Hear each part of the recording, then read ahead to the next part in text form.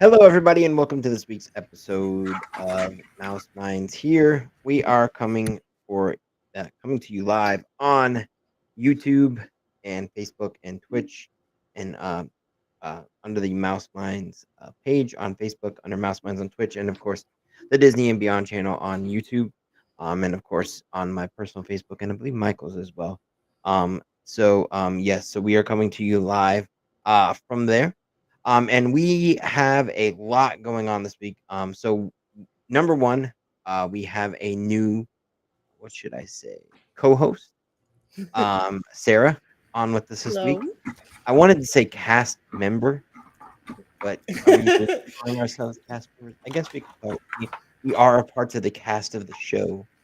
You can call me a cast member if you want. I mean, I am. Technically a cast member.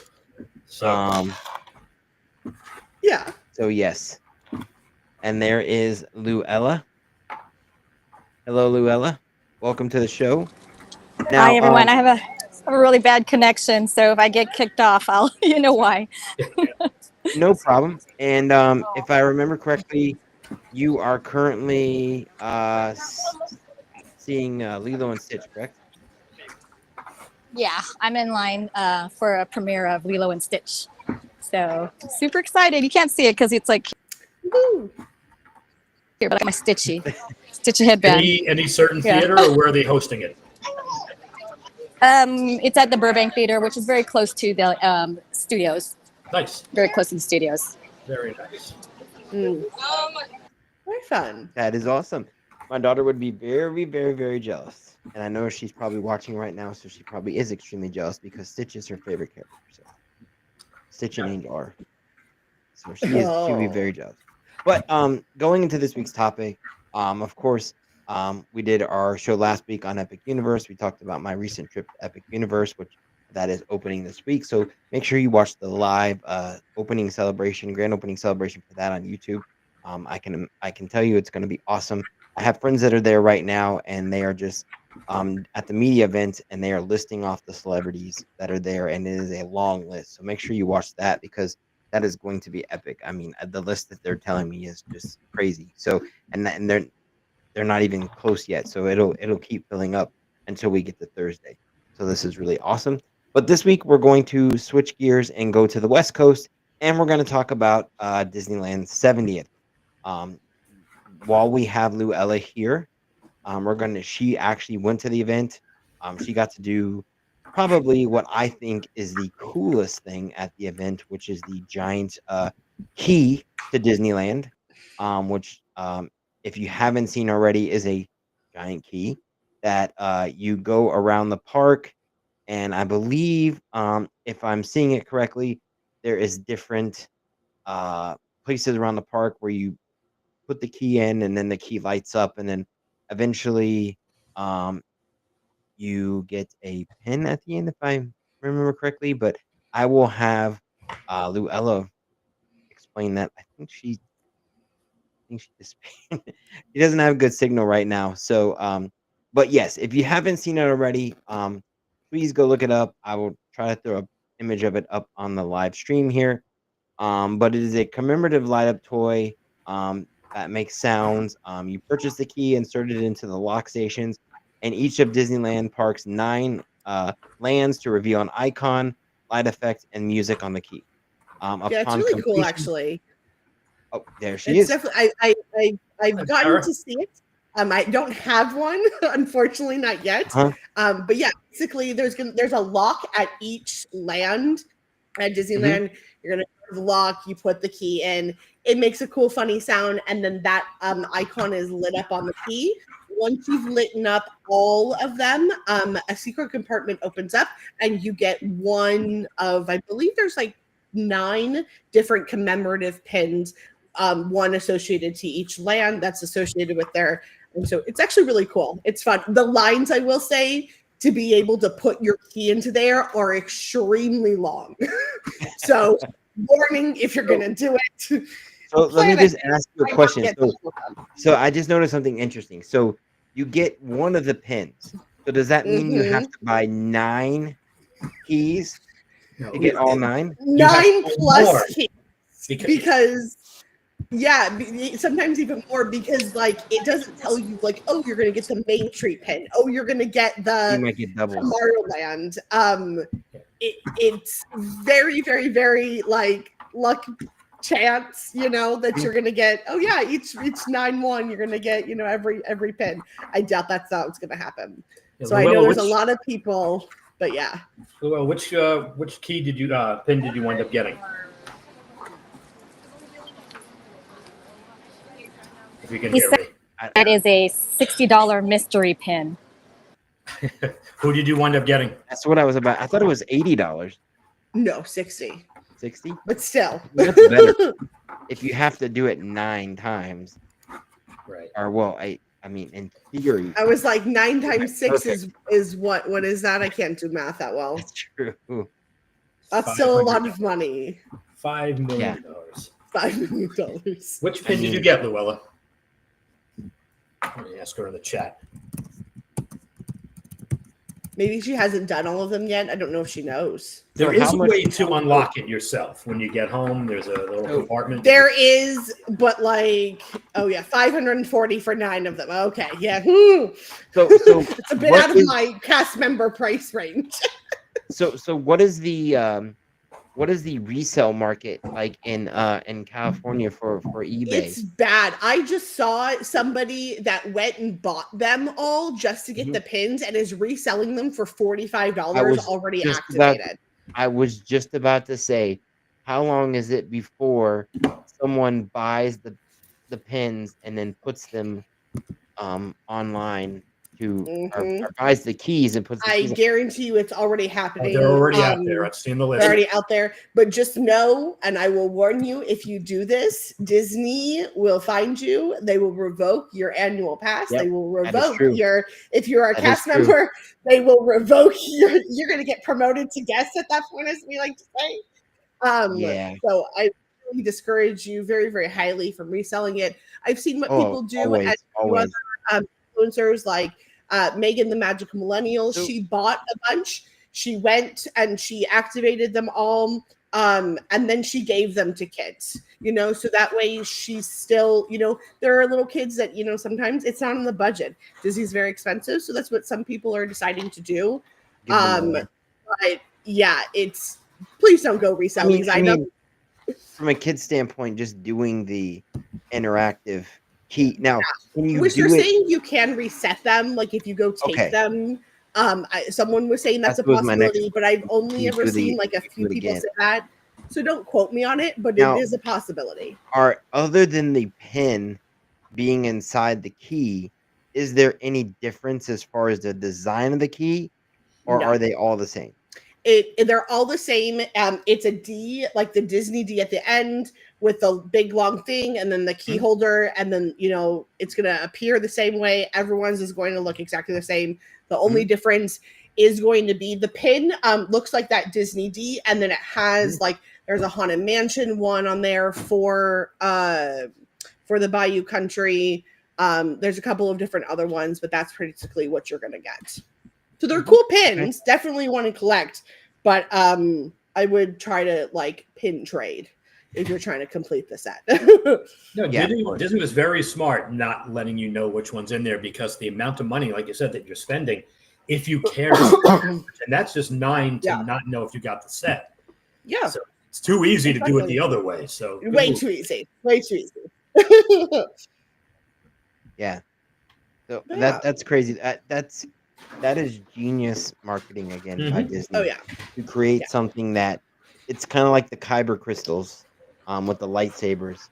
And everyone was searching for the what is it, the dark crystal, the dark Kyber crystal, and then they were buying all the Kyber crystals to try to find one at what, $20 a pop, I think is what they are. Yeah. So that is genius marketing on their part to create something that is highly interactive, that from the looks of it, like it looks cool to me, but honestly, it looks like something that came from China and it cost them like maybe $10-$20. It's just plastic. I think if you're a collector, nothing wrong with that. It's just I think for sure. think you get it home, and 2 years later, you're looking at it like, why do I still have this? Nothing I can do with this. And I think it's more about like the experience. You know, if you're a pin collector, I know it's a completely different ball game because you want to get all of those pins that you can possibly get. And if you're into, you know, collecting commemorative pins, you know, for any anniversary or whatever, it's a good buy, but just know you're going to be in it probably about $700 to get all 9 of those pins. It looks insane. Looks like a big bubble wand to me. You know, like the more I'm looking at it, I'm like, it's cheap junk. That part, the pins are cool. The interactive part is cool. But when you're done, it's like, I don't need this anymore. It's not even something you'd hang up on your wall and go, wow, that looks neat. It's a kid's toy. Well, it seems, I think the whole experience to me, and Robert, I'm sure you've done it, is like Sorcerers of the Magic Kingdom on steroids.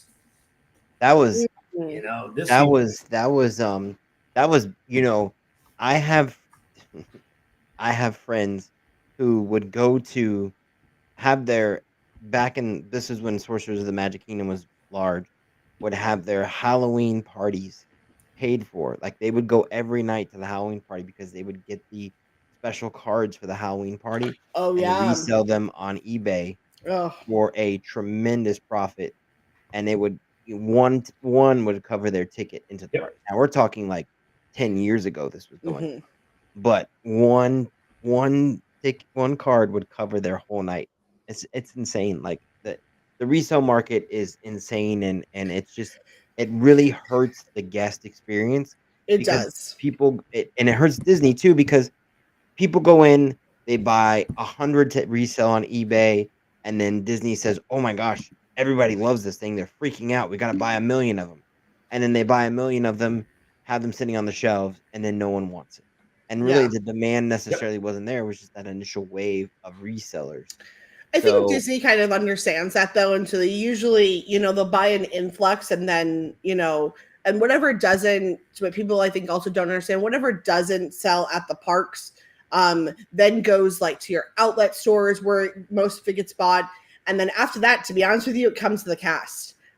We have cast areas where we can go and buy Disney merchandise that's really discounted. It's just a perk that we have. So that's kind of the trickle down effect. So I promise you none of it's getting wasted because it's definitely being sold. All right, Luella is here, I think. I'm here for now. Let's see. Let's get her take on the key, the Disneyland key situation. Well, did you mention it sold out? So it was very high demand. I think it's a fun way to add an interactive element to. Luckily, I'm not into pins, so I don't have to feel the need to get it.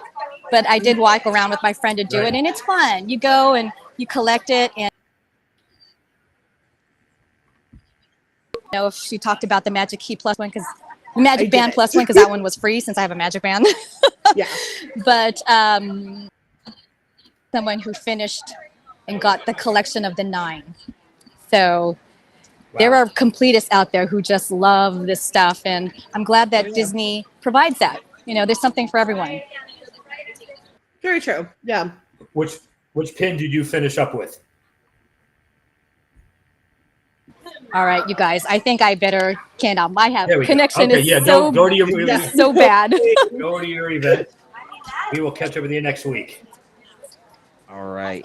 Well, it was definitely a pleasure having Lisa or Luella on the show.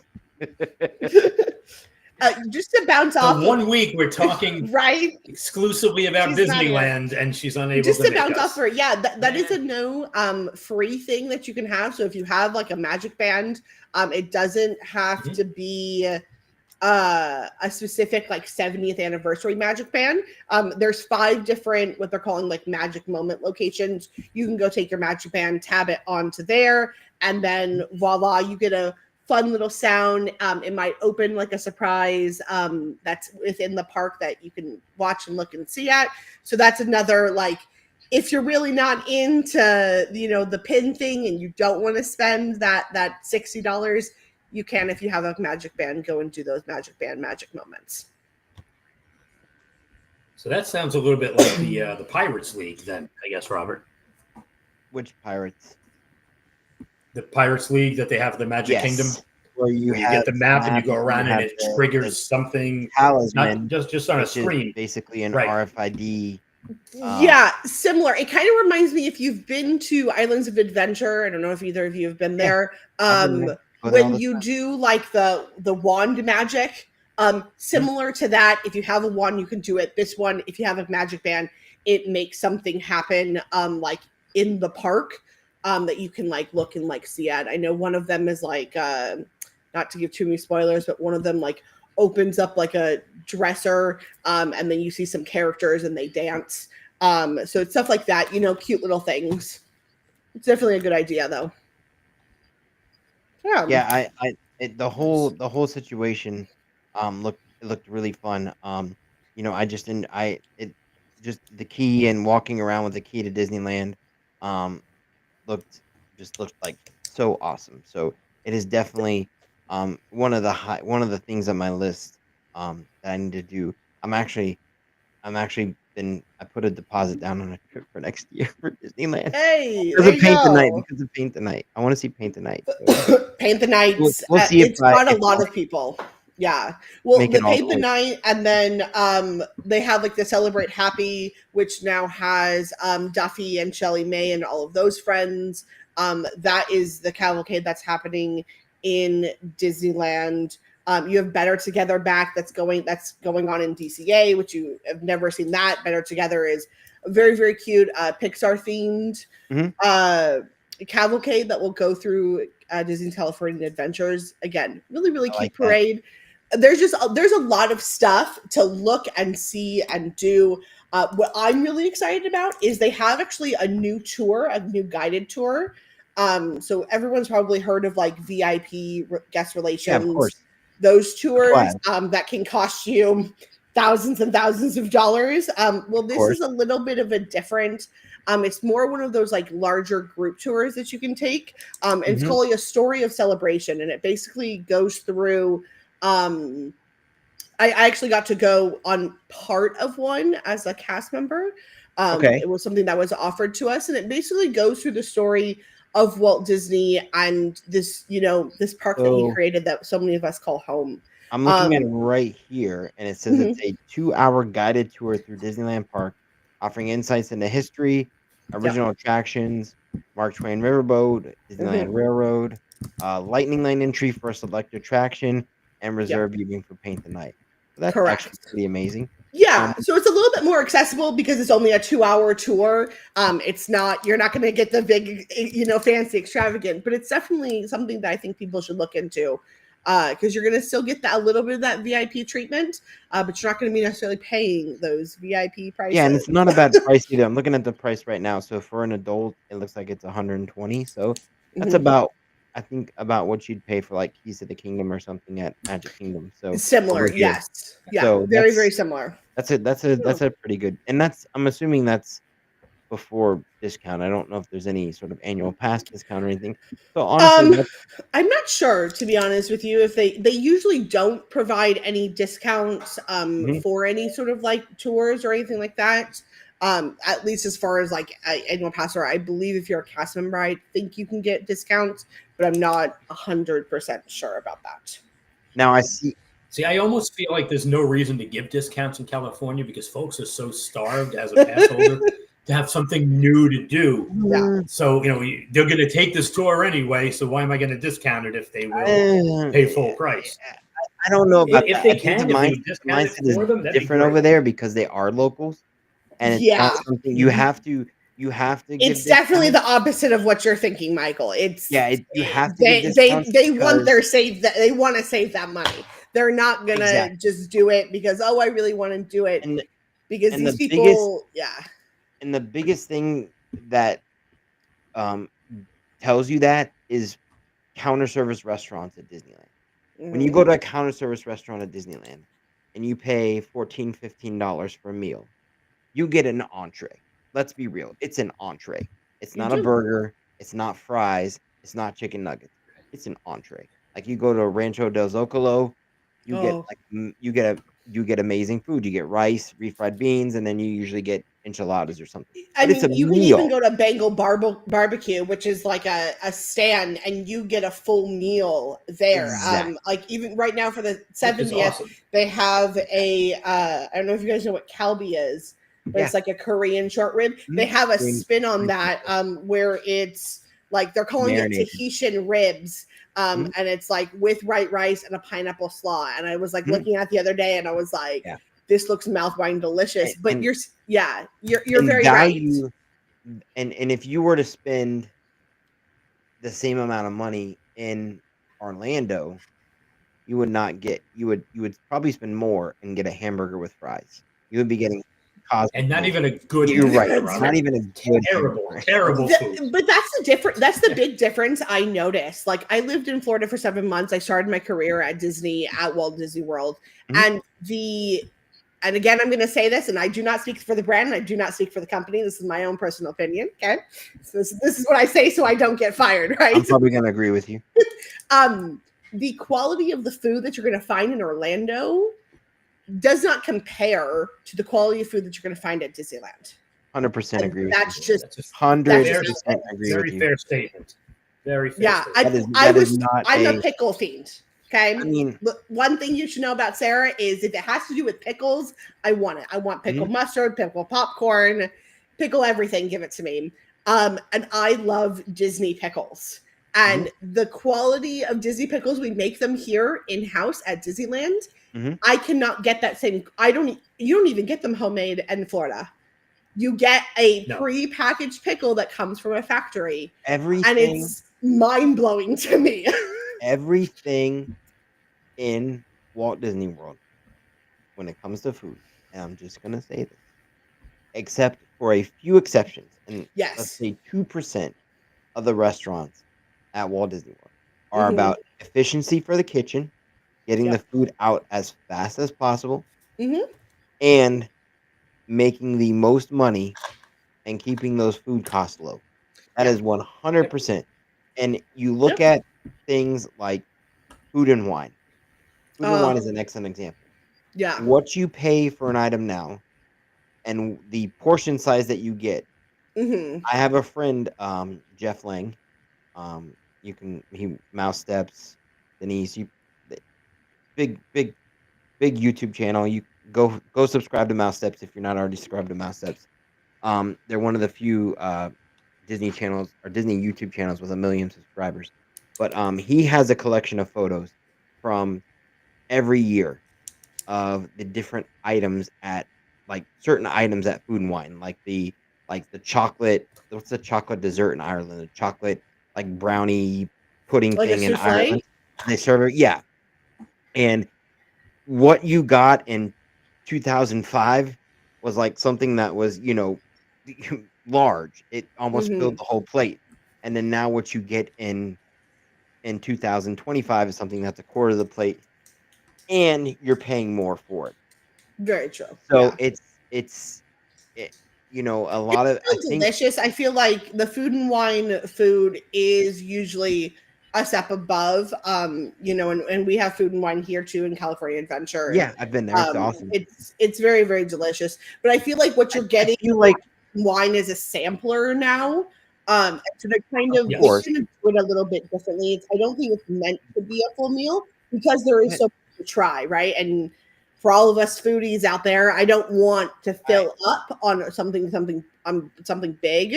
And with like the sip and savor passes you can get, I don't know. I think you guys have that in Epcot, but we have like a sip and savor pass where you can get, you can buy so many at a time or something. Yeah, for like $60 or something like that. It's like I want the most bang for my buck. Yeah. So I don't want to fill up on, like one rib. I want to fill up on, multiple different little appetizers. And I think that's the thing is, and Disney doesn't want you filling up at one booth. They want you to sample and keep walking. If you're gonna drink, I guess. But here's the difference too. Food and Wine at Epcot has been there so long that people at Disney World are creatures of habits because they only go there once or twice a year. So when they go, They want the exact same experience they had last time. So when they go to Food and Wine, they don't want new entrees. They want the same stuff Interesting. they had last year. They want the filet in Canada. They want the cheddar cheese soup. They want the same exact dishes every year, and they want them. They don't. They want the same. Mm, Versus in California, you have to cater to the locals, and it creates a much better guest experience mm, because now you have to create something that gets them in, that attracts them into the park. And the nice thing about what I enjoyed the most about the California Food and Wine experience is the fact that most of the uh, components to the dishes at the California Food and Wine come from California. They're oh yeah, locally sourced in the state of California. We very don't true. have that here. In Mm, Orlando, it's just a showcase of, we have all these countries in World Showcase. We're going to showcase a token dish from each country, and that's what it's yeah. going to be. And that's fine. I have no qualms with that. But as a local, it gets kind of boring every year because we get the same dishes over and over and over again. And things Mm, like the art Some festival. of it's changed. Exactly. Thing like when we You know, got added the art festival, when we first got the art festival, that was awesome because it was all new food options that we'd never had before. And now we're what, 5, 6, 7 years into the arts festival, and we're getting the same dishes every year again, and it doesn't feel like there's anything like really that new. So it's like, but the go ahead. I think they probably no, sorry. I think they probably look at what's selling and what's not selling.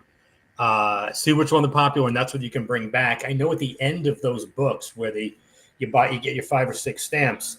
It seems they change that out every year. You know, one year it was about Impossible Meals. One year True. yeah. Uncrustables was supporting. So there's stuff they do make changes. True. But I think to your point, as far as a local source, most of the stuff on the front of the park seems to be Florida coast. You know, and that's where they'll have the local scallops, the local this, the local But that. The countries, but yeah, it's that's really hopefully it's more really catered. like one booth. We used to have a Fresh from Florida booth. We don't have that anymore. Mm-hmm. There is no longer a Mm, Fresh from Florida booth. They do try to pepper in some of that stuff, but it's really not nearly as much as they used to. And again, they don't Yep. really change out the I dishes. feel like the reason though behind that might be, and I'm looking at this from a guest perspective, right? You get a lot of the people that go to Orlando is a one time, maybe once every Absolutely. 5 year time. Whereas like us, it's the same people pretty much every time. We're not Well, necessarily a tourist destination. When it's you are Orlando, I want to be able to like my friend go this year to Food and Wine and be like, oh my God, Sarah, I had that beer cheese soup. You have to go agreed. try it. Well, I don't Agreed. have $2,000 to drop at the time of the hat, fly my happy butt over to Florida Well, and have of that course. soup. So I kind of want some of those, like, especially like the key ones that are like so Well, good each year. You want to be able to have everybody try that because otherwise they'll be like, oh, like I think it's why it's the point of me going if I don't know what I'm getting, if that makes sense. I think it's twofolded. I think, yes, you are correct that it is because of the reason that you said of, you have those once year guests, but it's also because Walt Disney World is a bubble. There is a lot of people Hmm. that come to Walt Disney World and they get some sort of transportation to their resort and they do not leave Disney property. They don't And know. they don't, and that's what the big battle is in Orlando. Hmm. That's why there's Epic Universe. Epic Universe is there because they want to pull people out of the bubble. Yeah. Universal is trying to pull people out of the bubble, for a Yeah, it's day, hard. 2 days, I 3 would, days. to be honest with you, I would even say that Universal's a little bit in that bubble because of how Mhm. close they are. I mean, I remember when I worked there, I also worked at Universal. I was It's working when I was working in Magic Kingdom, I was working at Islands of Adventure. that's Here, you don't hear of people doing that because it's a 45 well, minute drive away. that's true. That is true. But the other side of it is too, once you're in the bubble and Hmm. you're staying at let's say you're staying at Contemporary, Hmm. there is no way you're gonna go to Universal, and I'll tell you why. Most people are not gonna go. Not everybody, most people, because all the transportation provided at the Contemporary only goes to Disney. It doesn't go anywhere else. So are Yeah, you going to rent an Uber and take the time and hassle to get an Uber to get your family to Universal? I know of a lot of people that did that, to be honest. Especially if you're doing it. There's a lot of people that when they go, they do both Disney and Universal while they are there. They might not they might break it up. They might do say like, I'm gonna spend, 3 nights at the Contemporary and we're gonna do Animal Kingdom, Epcot, Magic Kingdom, whatever it might be. And then they're gonna transfer and they're either gonna stay at the hotel or they're gonna go stay at one of the Universal hotels. And then they're going to go do the Universal side of things. So I get what you're saying, but I definitely think there is a lot of people that are doing both of those things. Now, I wonder if, and I don't know what went into the thinking to scrap the free transportation between the airport and the parks. Yes. Robert, if I already paid, if I already paid $60, $70 to get my family from the airport to the park, and I have to do that again, how likely am I going to be to pay more money now to transport myself to Universal, or have I put enough money into my trip? The last time that I saw actual numbers for the amount of people that actually leave the Disney bubble, it was like 20%. Yeah, that was the actual number that I saw, which is not a big number. That's why there's usually, to be honest with you, it's the DVC people that leave. It's the DVC people that are there that are staying in one of the villas and they go get groceries. Yeah. That you have a car, and with a car you can do a heck of a lot more. True. I'll go pay $35 to park in Universal because I haven't had to pay out of my pocket since I got here for parking. Exactly. Yeah, so, you're right. And that was me. I always rented a car. I am not subjecting myself to the Magical Express or the Disney bus transportation system. I always got a car. I got to run to Walmart. I loaded up my DVC. And I was good for the week. And that's what I suggest to a lot of the people that do go to Florida and do those things. I said, you're going to pay significantly less money by renting a car each day. But like not parking the car at one of the parks. That is the biggest mistake that people make is not taking that free, because you can park at your resort for free. And you can take like the shuttles or the Skyline or whatever. It doesn't matter. I mean, it depends on like where you're staying, but you can take that to one of the parks. Do not go pay parking, please. You're going to waste so much money. I remember correctly. Hold on.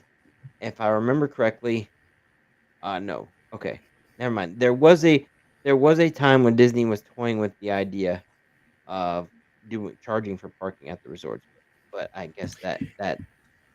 They did it for a while. And there was such backlash because of how much resorts cost that they stopped doing that. Oh, yeah. You do have to have a reservation in order to park. You either have to have a reservation or I believe be either a cast member or a DVC annual pass, and you have to show that free parking. And then you can park at one of those resorts. But otherwise you would have to park in one of the parking structures, parking lots, and pay for that parking. Yeah, and when I pull in now, they ask me very often for ID that matches the pass. Oh yeah, they do, because you got a lot of people that just flash.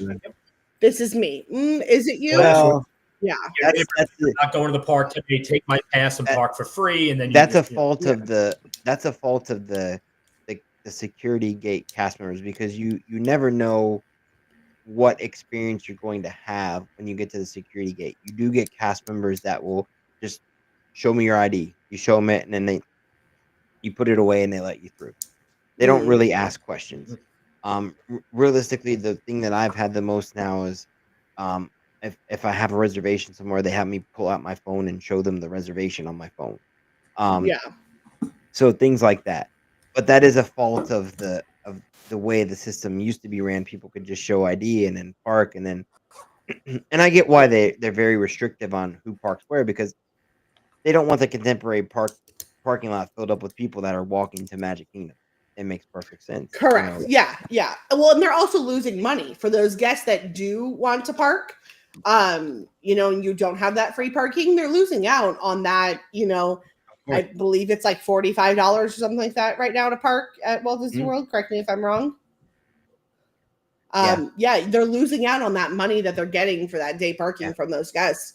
So at a certain point, people forget Disney is a business. Yes, we are in the business of people, and yes, we do make magic and we create happiness. But at the end of the day, we are a business. We're here to make money. But the thing that people need to understand about Disneyland is that Disneyland has Catella Avenue, and on Catella Avenue, there is a lot of things. I remember the first time I used went to live there.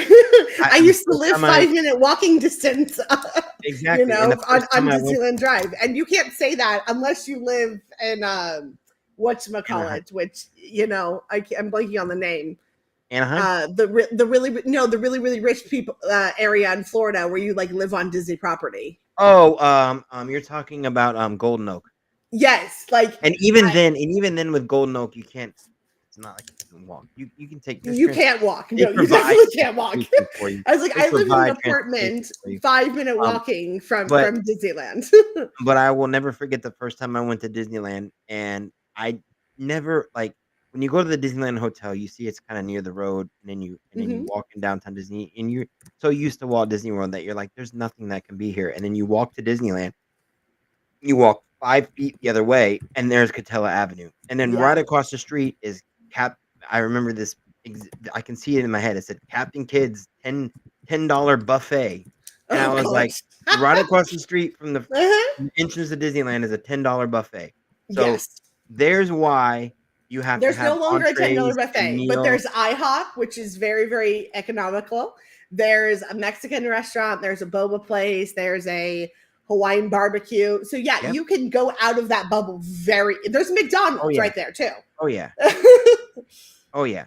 And that's why Disneyland I agree with fight you. more for food options because it's mostly locals, and locals, if they're going to go to the parks all the time, they're not going to get Walt Disney World food every time they go.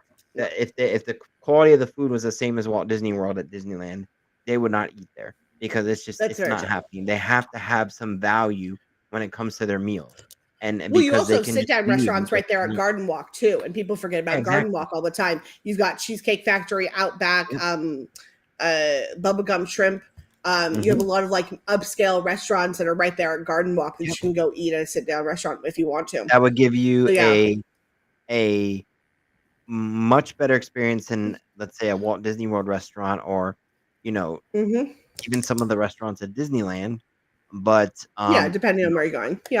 Yeah, depending on where you're going. But they have to fight to keep people spending money, and how they do it is with value. The last time I went to California Adventure, I remember having breakfast tamales at Lowe's. They're so good. That is so good. I'm like, why? And even Rancho del Zocalo inside Disneyland is way better Mexican food than pretty much any of the Mexican food that we can get in Florida, because you guys are so close to the border there that the Mexican food is so good. And I'm sure living in California, people will tell me, oh, there's much better places. I'm sure there is, but for me as a Floridian, when I ate there, it was not near as good as some of the. It was way more good. It was way more good. It was way better than any of the stuff that I've had in Florida. So it's the food in Disneyland, even the churros, the what are those things they have on Main Street? The chimichangas. The chimichangas on Main Street. I think the chimichangas. Yes. Those things are crazy. And you pay $5, you get this big, huge thing. And I'm like, okay, well, hold on. You mentioned churro. That's now my segue. There are since I'm going to bring us back around, back to Disneyland 70th. There are so many new food options. I want to say it's about 100 new different food selections. You've got the celebration churro, which is really, really good. My favorite, I don't know if either of you guys have seen it. There is a peach cobbler funnel cake that looks absolutely just amazing. There's so much food now to eat there. It's actually crazy. I was going through the foodie guide that they put out. Some of it is they're saying it's new, but it's not new. But there is so much different. You've got pancakes at River Belle Terrace that look absolutely jaw-droppingly amazing. You've got like I want to say 3 different new churros. There's a banana split churro. There's just like a regular churro that has like the different colors. But it's very but yes, you are right. The quality even of the churros, like I could taste the difference between a Disneyland churro and a Walt Disney World churro, and I was like, how is this like? I think we use the same churros, don't we? No. It turns out the way that we make our churros is different than the way that Florida makes their churros. I thought it was you guys use the Tia Pepe churros, and then we don't use those in Florida. You do use them in Florida, but really? Here's your difference. Okay, so when I first started at Magic Kingdom, I worked ODV, which stands for Outdoor Food and Vending. So I sold these said churros. Okay, at Disneyland, your churro cart cooks or not cooks the churros, but reheats the churros, and they are freshly tossed in that cinnamon sugar. At Walt Disney World, because there's such a vast need, and I'm speaking mainly for Animal King. I believe they all do this. They are cooked in an oven on a different place, and then they are transported. Yes, and so correct. In that transport, they're all together. They're getting very, very stale, mushy, kind of gross. Because they do and that's the reason why. What is it? At Magic Kingdom, the central kitchen is in Frontierland behind Skipper's Canteen. Skipper's Canteen is where that's why. How do you know that? I know everything. That's funny. Well, there's actually a few different ones. The main kitchen, there's a main kitchen in that area there. That's why they've always kept like a restaurant in there, because it was like the main kitchen. They make the turkey legs there. They make they don't make all of the churros there. If I'm trying to remember correctly, if you are buying a churro from anywhere in Fantasyland, it's actually right behind where Dumbo is where we get those. If you're in Adventureland, it's on the corner right there by Liberty Square. If you're on Main Street, it's actually in Tomorrowland where we're getting the churros, and then Tomorrowland also at Tomorrowland. That makes sense. They probably come from the Tomorrowland terrace. Yes. That corner there. Yeah, pretty much. Yeah, so that's a huge kitchen back there as well, because they do the prep for the dessert parties. They run a food stand there for the like Christmas parties and things like that. And then that's honestly why they don't have food, because they used to actually have food there anymore. It used to be a full working kitchen. They had at one point they had noodle bowls, and they were really good. I wish they would bring that back. But like ramen noodle bowls, they were really good. But yeah, we have those in California Adventure though. Oh, they're really? Very, very. We do. On San Francisco, which is like the new retheming for there. There is a ramen shop, and you are right. It is very delicious ramen. Are you talking about like right next to the bread factory? Like right in that area? In that area, that's the San Francisco Square. So it goes like right in here is the bakery, and you've got Ghirardelli's, and like right in front of Ghirardelli's is where I know what you're talking about. I ate there before. I got an awesome what did I get there before? I don't even remember. I got some fruit. They also have really good wings there. Really? Is what they have. That's very, very good. I don't eat meat anymore, so wings are off the table for me. Oh. But well, darn it. There's tons of vegetarian options at Disney. Is really good on vegetarian options. And they do really well at Disneyland. Disney is very good about like pretty much any type of thing, any type of like allergy stuff. It's very good. Yeah, they are honestly one of the best when it comes to food sensitivities, allergies, just anything to do with food. Their chefs always go about. There was a time where I would specifically, when I was a vegetarian, only eat at Disney restaurants because of the fact that I knew that I could get a vegetarian option, because I knew that if they didn't have something, the chefs would make something for me. That is very true. That is, yeah. and they still do that. If you're going to a sit down restaurant, like not if you're at like a quick service restaurant, but if you're at a sit down, but pretty much right now even at a you quick can service, find even like at Disney, even at Disney World at a quick service, I've had good luck where like they'll try to find something to make for you and try to make something work for you. Obviously, that's awesome. Obviously, you know, because there are some quick service locations that have vegetarian options, and what they do is they basically just freeze them and then they make them to order because they don't get a lot of people. Now it's different. This was a while ago. Now it's different. There's a lot of people that eat plant-based, maybe not all the time, but every once in a while. So they tend to have them readily available. But yeah, they would still do that. But yeah, you're right. A table service is definitely a lot more friendly because they'll take whatever they have in the kitchen, which is usually a lot of ingredients, and make something. So. But long story short, after that long tangent, Sarah, I gotta say, vegetarian out there. So I gotta say, Sarah, for your first show, dietary need or something, you are doing great. Oh, thank you. I appreciate it. I have some experience with this stuff, so yeah. The few other things I wanted to mention, I know there's like a lot of like new like nighttime shows are like coming up that I don't want people like to miss out on. You obviously have Walk Happiness. It's World of Color for those of you that don't know. That's what us Disney people call it. And what did they add? But if you check it out, that's right. They added it's a completely new show. So it's completely different. Before the show, there's a surprise. It's the Muppets kind of introduced and then the whole show. It's really cute. It really is cute. I forgot about this because this is one of they my also favorite have bands of all time. They have Boyz II Men actually doing a cover of Rainbow Connection in the show, which is they do. Awesome. They do. Yeah. So awesome. They also have in there if you have the Disneyland app, which if you don't have the Disneyland app and you're going to Disneyland, I very highly recommend that you get this app. You can go in there and you can vote before each of the two shows. You can vote on one of the emotions, either on anger, happiness, sadness, and joy.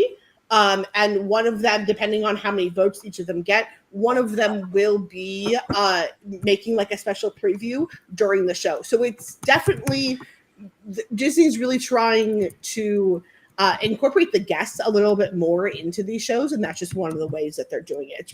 It's a really cute show. Tearjerker, very, very moving. I really highly recommend it. If you're a crier like me, you're definitely going to be crying during it. But it's just, there's so much going on. If you have little ones, the Disney's 70th is having a Disney Junior Mickey Mouse Clubhouse Live. So if your kids are into Mickey Mouse Clubhouse, that's definitely something that you want to go check out. Disney Junior Live is going to be in the Hollywood area, right next to the Art of Animation building. Definitely got to go check that out. It's a dance party. Like, how are you not going to have fun with your kids? They're doing that on both coasts too, actually, because they're redoing the Disney Junior party over here as well at Hollywood Studios. Oh, really? And it's going to be supposedly a continuous dance party, if I remember correctly. Similar. So it'll be similar to that. And then, of course, did you mention? I'm sorry there. Did you mention? Of course, we mentioned Paint the Night, which is returning. If you haven't seen Paint the Night, honestly, that is the reason why. If you haven't seen Paint the Night, go see Paint the Night. Because Paint the Night is it's still the same old show that most of us like know and love. It was tear-jerkingly amazing. You have these gorgeous LED lights. Someone was saying there's over 100,000 lights that are on each of these floats. You've got Tinkerbell that leads up the parade, which I love Tink. She's great. She's floating. And it's an amazing parade. You've got Mac, the big giant semi-truck from Lightning McQueen. And he's like fully decked out in all of these LED lights. He's coming there with his vest. It's some of the coolest stuff. It's pure Disney magic. It is seriously Main Street Electric Parade 2.0. And Very, very And true. Yes. And I love Main Street Electrical Parade. I was very sad when that went away. But yeah, you're definitely right. Yeah, it's Main Street Electrical Parade 2.0. And the best part, or one of the best parts of that parade, is the soundtrack, because you basically have the Owl City song from which used which for all of my Ralph, millennials, we know we and love then, that of course, song. everyone else that loves that song. So it is just, yeah. I mean, the lighting on that parade is just, I'm getting goosebumps. Well, and then you have the new Disney. So for my fellow millennials that love the Jonas Brothers just as much as I do, they are the ones that are singing the Disney 70th anniversary song, which just is like the cherry on top of all of this beautiful icing and the great cake that we're having. It's just something really, really special, and it's an amazing song. So if you haven't listened to it, definitely go listen to it. But it's really good. There's so much stuff. There's like, have you guys seen or heard about the overlay that they did on Small World? Yeah, so cool. So cool. I mean, we love It's a Small World. We're very happy to have it back. That's why I think also like inside of Small World, they added Dante and Miguel from Coco. There are now 2 dolls that are going to be inside of Small World for the 70th. So they added that aspect into the like a Spanish heritage area. They added those 2 new dolls into there. There's just and in the Esplanade they have this giant, it's not very giant, but this very big like Sleeping Beauty castle-esque structure that's in the middle of the Esplanade. It's really cool. It's really, really cool. Definitely, like, so even if you're not going to the parks that day, you're still can join us in celebrating the 70th and taking pictures with that. There's lots of stuff throughout the entire between the Esplanade and in downtown Disney. So if you can't join us in the parks, that you definitely get to still indulge in some of that Disney magic. It's going on for 18 months like they do out here, or how long are they running the celebrations? That's actually a really good question. I'm not quite sure. Okay, so about a year. Yeah. Okay. Yeah. So another year. I believe until August of next year. Is what it is. So one of the things that you guys have over there, which we also have over here, is the Magic Band Plus. And I know there are some interactions with that. Have you seen any of the interactions with the Magic Band Plus? I mean, honestly. Yeah, that's what Luella was talking about earlier. So there is 5 different locations where you can go if you have a Magic Band. I can't quite remember the locations. I believe they're in like 5 of the different lands. But it looks like just a little thing where you can scan your Magic Band, and then in the area it will make an interaction that will pop up. It's really, really cute. Yeah, I mean, kind of similar to like when you scan your Magic Band over there at Walt Disney World, and like the music plays. Yeah, happens. My only problem with that is we had that for the 50th, and I bought one of the Magic Band Pluses and did it with the statues, and I could never get it to work. Yeah. I would have to stand there and go like this for like a long. So hopefully the newer version, the 2.0, works better. They still have some of the statues in the park, and I think still I've seen some of them, and you can still try to do the Magic Band thing, but it still doesn't work just like it did before. I mean, I saw people jumping, waving their arms, flailing like. Gosh, so I'm assuming that the new version would work a lot better. So yeah, that all sounds pretty amazing. Now I also see here that Carthay Circle is decked out in 70th colors with a special nighttime light projector. Yeah, so it's kind of similar to like if you've ever been to like Oogie Boogie Bash, where they do have like a projection on top of Carthay Circle. Really cool. That's what you're gonna see there is a projection. It kind of like will change in and out, but it's really cute. Yeah, definitely. Everybody's dressed to the nines. You've got, of course, all of Mickey, Minnie, Donald, Goofy in their new 70th attire with these really fun like blue, yellow, pink, just very vibrant colors. Yeah, I did see the outfits. Yes, they're amazing. It's really cute. Yeah, it kind of reminds me a little bit. Did you ever watch the Magic Happens parade that was here? That kind of gives me like those type of like vibes, especially with the new cavalcade that they have there that's going on in Disneyland. It's kind of reminds me similar of that. The dancing, the style, the music, very much similar to that. So I want to end this out, which is one of my or end this show out with our last topic here. So I want to talk about. Let's continue on with the food theme because I'm looking at some of the things here. I'm just going to read off some of these items here. I was like, what are you looking at? So I see we have a 70th celebration churro. It's a purple yam or a ube sugar topped with marbled blue raspberry, icing and drizzle and sprinkles. That sounds good. We have a 70th celebration cake, which is layered.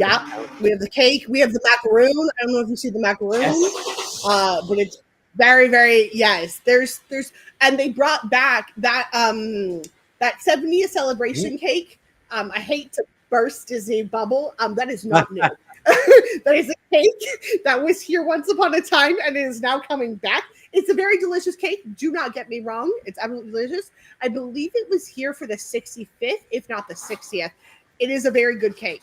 But some of the things I always laugh at when I'm like looking at these things and it says new item. And I'm like, girlfriend, you added a different color and like you're claiming it's new. You have like the alien macaron that is here 24/7, but because they added a cute little white chocolate hat to our macaron, it is now a 70th anniversary. And it's brand new. Brand new. It's brand new, folks. Brand new. Now we have I'm just gonna run through. I'm gonna speed run through some of these here. So we have a Mickey hat cookie. We have this one sounds interesting. Now, if I ate meat, I would be all over this. A Wed inspired Walter Elias Disney, W.E.D. Not Wed Imagineering, but a Wed inspired chili cheese baked potato using Walt's famous chili, which I've had many a time, which is amazing. Which you can get at Carnation Cafe, which is absolutely delicious. Fried tamale walking taco. Hold on, you missed the other potato that they have, which is a chicken pot pie baked potato. That is not on my list. It is, it is a chicken pot pie filling with a pie crust crumble inside of the baked potato, and I'm telling you, I have this big giant list of all of this food, and it looks so incredibly good. So we also have here. This one sounds interesting here. Banana split churro. Yes. That is interesting. Apple pancake rolls. Yes. Did you see the other pancakes that they have there? It does not have that. Okay, so the apple pancake roll has apple pie topping with the walnut streusel and a cinnamon chantilly, which I love chantilly. Chantilly is like a little bit like of a not buttercream because it's a little bit less. I don't know what the word I'm looking for is. It's a little bit less sweet. But you're also going to have blueberry pancakes, which have a blueberry compote, streusel, and another vanilla chantilly cream. And this is available for breakfast only. And you get a choice of bacon or sausage with both of these. And then you have the strawberry pancakes, which has strawberry sauce, the streusel, and a cream cheese chantilly with that. And then let's see here. So looking at this other list, some other items here that I'm seeing are a chocolate chip mousse, a pulled pork mac and cheese in a bread bowl. There's a special. Go ahead. No. I'm just agreeing with you with the pulled pork mac and cheese. Which sounds good. Grilled Tahitian ribs. I think that's the kalibi that you were talking about. That's what I was talking about. The kalbi with the pineapple slaw. Yeah. Yeah, a bagel. This one's interesting. A lemon chiffon pretzel. Yeah, so it's a cream cheese filled pretzel that's like dipped in lemon flavored icing, and then it has vanilla wafer on the top of it. I like that. Okay. Yeah. Yeah. And then last but not least here, I think this would be now I don't know if this is being served at Disneyland, but I would hope that it is. Okay. But this is this is a controversial topic when it comes to uh Disneyland because it does involve alcohol. But there is a 70th anniversary IPA available, which is I think is kind of cool. I'm not Yes. a drinker myself, but I still think that's cool that they got a brewery to actually do that. That's to me that's Yeah. pretty slick. That's pretty awesome. Well, we have Ballast Point is the brewery that At is Springs, right? I mean at downtown Disney. downtown Disney. Yeah, yeah. So that's where we'll get a lot of our beers from. Another like few notable ones that I want to mention at Carnation Cafe, they have a beef stroganoff, which is braised beef, bacon, onions, and mushrooms over egg noodles. They also at the Golden Horseshoe have cowboy fries, which is fries, nacho cheese, sauteed ground beef, a burger sauce, and pickles. I already mentioned that peach cobbler funnel cake, which has cinnamon sugar, peach topping, vanilla ice cream, and streusel. They have a lot of different cold brews. So if you're into cold brew, they've got like a honey cold brew. Joffrey's too, right? So many more. Right? Yeah, Joffrey's. Yeah. I love Joffrey's. A few other ones that you didn't mention are at the Corn Dog Castle. There is a chili cheese corn dog. So instead of like a chili cheese dog, you've got it's just a corn dog topped with chili, shredded cheese, cheddar cheese, and corn chips. I was kind of like, what is this? But it sounds really, really good. And if you're into like spicy things, it's cotton candy, but it is a mango chili flavored cotton candy. Okay. Yeah. And so that you can get at any outdoor vending locations. And then those are the other notable ones that like you didn't mention that I saw that just look really, really good. One of the things I'm seeing here is that there's over 70 new items just for this. So that is insane. And then of course, in true Disney fashion, we have the Disneyland 70th Celebration Popcorn Bucket. We have the Disneyland 70th Celebration Sippers. We have the Disneyland 70th Celebration Stainless Steel Tumblers. We have the Disneyland 70th Celebration. The stainless steel tumbler looks really cool. And we have that topper with the straw. We have the Abominable Snowman Disneyland 70th Snowman Sipper, which actually is kind of cool because of Matterhorn. I would actually purchase that. And then we have the 70th Celebration D Glow Cube. So we have the typical. You're missing an important one though. Hold on. You're missing the Mickey Mouse bucket that talks and moves. It's a light up light up Mickey balloon buckets and the moving / talking Mickey Mouse bucket. That is interesting. Yes. Yeah. So his eyes move and he talks, and you can stuff him with popcorn. So, I don't know how I feel about this one. Of course, it's like pre-programmed saying. It's not like he has a conversation with you. Yeah, it's not like 6 or 7 phrases that he says. No. Mickey's not having a conversation with you. It is definitely pre-programmed. He does not get anxious. Although when you ask him when he's going to marry Minnie Mouse. No. Hey, they're in a civil union. Fine, okay. We acknowledge it. Small tangent story before we wrap this up. One time I had the privilege of going to see Talking Mickey, which was at Main Street on Magic Kingdom, with an Imagineer. He was like, you want to see something cool? He's like, watch this. He walked right up to Mickey and said, hey Mickey, when are you gonna marry Minnie Mouse? And I think I have the interaction videoed on this YouTube channel, Disney and Beyond. And I've never seen that mouse so flustered in my life. He was like, it's getting real hot in here, isn't it? And then he just diverted the topic And we went right back to the photo, and that was the end of that interaction. I was like, that's pretty great. That sounds about right. That sounds So about he right. was he's very political, that mouse. You know, he doesn't want to offend. Yes. No, we don't want to offend anybody. So, well, this has been an amazing show. I could sit here and talk with you a lot more, Sarah, about all things Disneyland. I really enjoyed this conversation. Luella, I definitely enjoyed your contribution as well. I'm sorry that your internet connection was not great. I hope. Well, I shouldn't say hope. I know you're going to enjoy Lilo and Stitch because it's a Lilo and Stitch movie. It looks freaking amazing. I'm going to see that this weekend too. It looks so good. So I'm excited for that. But we definitely want to thank you guys for joining us this week. Like I said, I could literally sit here and talk with you, Sarah, for hours, and Michael too, about all things Disneyland and food and everything else. And we had some great conversation this evening. I'm really looking forward to next week where we can have more conversation with all of you as well. But I think that's going to do it for this week's show.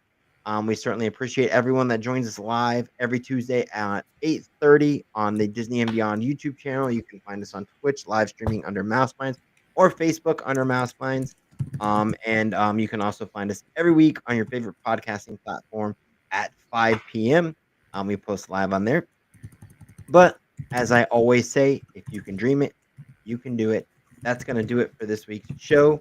Michael, did you have anything else? Or Sarah, did you have anything else you wanted to add before we wrap things up?